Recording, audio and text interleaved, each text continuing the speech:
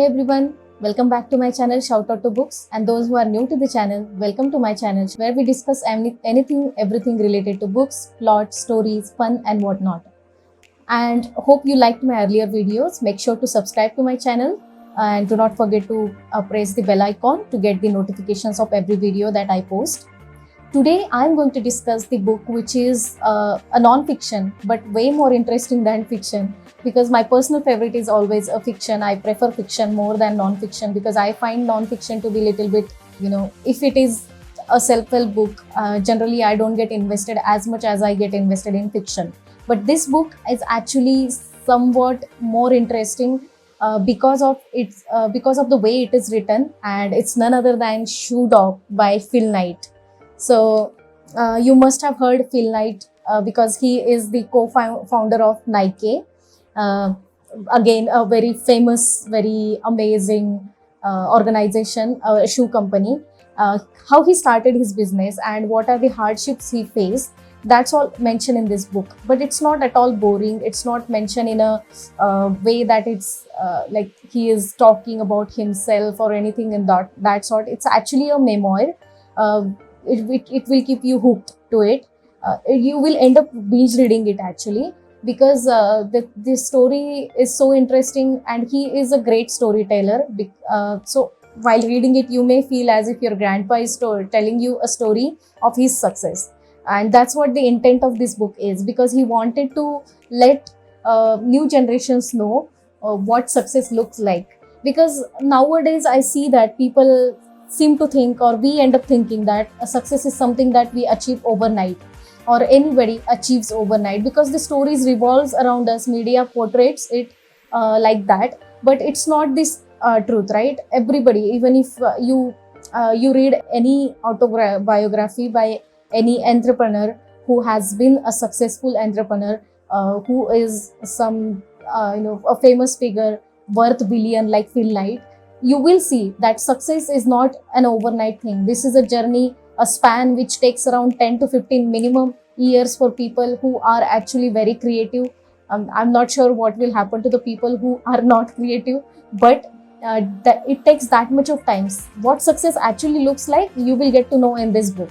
Another thing about this book is the story starts with Phil borrowing $50 from his father to start a company.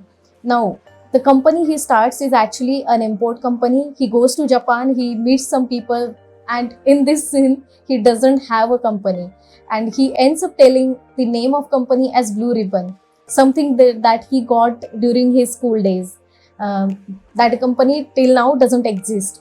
But later on, how he invents and how he keeps on achieving every goal, and what sort of mindset he has, how you can cultivate that mindset, these things you get to learn from this book. So Phil Knight, who had around like $50 at the starting of his career or his journey, how he became a worth a billion person, or worth a billion figure, that's the story of this book. It's very motivational, not just motivational, it's going to give you the insights into the path one has to follow, the price one has to pay. So Phil Knight, who in the starting had only $50, became around worth a billion figure, and how he became that journey is actually depicted in this book. What I liked about this book is actually Phil Knight has not been at all, he is not sugarcoating anything in this book. He is very brutally honest about his journey. He is not even hiding his shortcomings or his regrets in this book. So that's what an actual autobiography should look like. So I don't generally read many autobiographies, but this actually kept me captivated. I end up reading it in the 8 days or something. So that's how you will get hooked to this book. It's very witty. It is actually funny, humorous, hilarious scenes are there in this book. So you won't actually get bored at all. It talks. There are so many scenes. There are so many people that Phil actually came across. He end up learning so many things from them. So the book also talks about how to manage people, how to deal with people, how to identify them if they are actually good or not, how to handle self-doubt, because during a journey, during a path to success, you will always be having this self-doubt that, okay, am I good enough or not? So how to handle those things. About that also this book talks. The book doesn't talk in a direct way the way you say in the self-help book or in the non-fiction or in the books where entrepreneurs talking. It's not like an interview somebody takes. It's actually a journey, the way a story is written. So it's in a indirect way. Your mind, your subconscious get trained with this, so you won't actually have to work hard to get the message out of it. That's true. It's really fun. So there's another story about the swoosh that you see on Nike, right? So this is the symbol.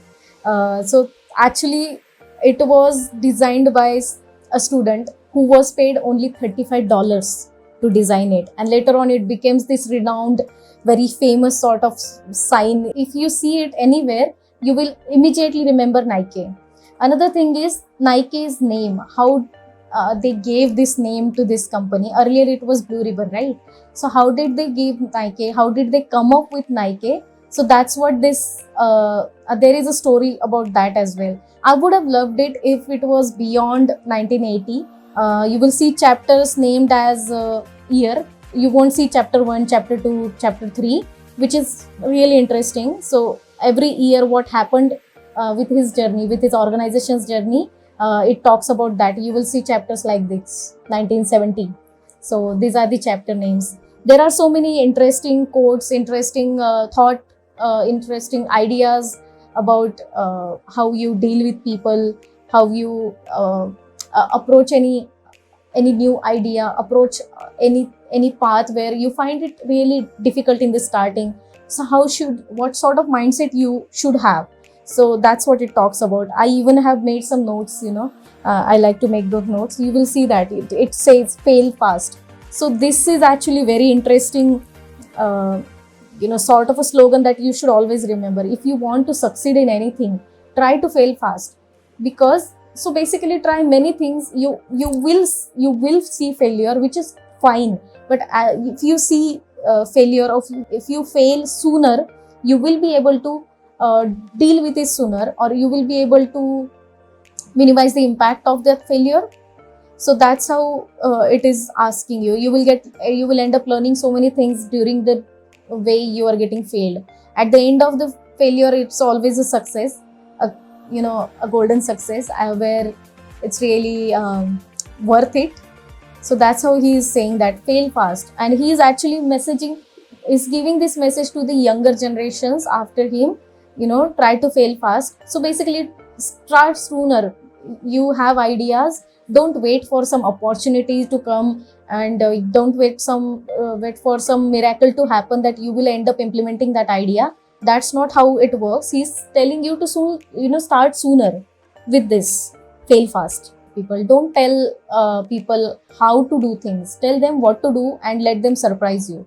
So that's how I think Bowerman, who is his partner or a co-founder, another co-founder of Nike, he says it to him. So there are so many messages in this book. Make sure to read it. The journey tells him how successful people think. They have developed some qualities over the years, over the span of their life, that those are very important to achieve the success. So some of those qualities that I'll mention is, you should be having a courage. So first and foremost quality, you should be having courage to achieve something. You should be having courage to deal with the problems that will come with your success. Because the way Phil Knight, goes to Japan when he doesn't even have a company, that says something about courage. And also that says about confidence, that once he is back, he is going to develop that company. So that's how his mind works. That's how he thinks about things. Another quality of successful people that I think is they are continuous learners. So if you read this book, you will see that Phil Knight and people around him who are actually into the developing this company, developing this organization, they are continuous learners. They never stop learning. So that's another key to success. The perseverance that Phil has to achieve this dream is beyond amazing. At the end, I would say, generally you will hear people say that a key to success is hard work or smart work for that matter. But I ended up thinking after reading this book is that a key to success is negotiation. You should be good with your negotiation skills. So, and you should be ready to negotiate with you and even with God. So you should be thinking, or you should have a mindset where you should think that you deserve this happiness, you deserve this success, then only you will be successful. So thank you for watching it till the end. Make sure to subscribe to my channel. Have a great day ahead.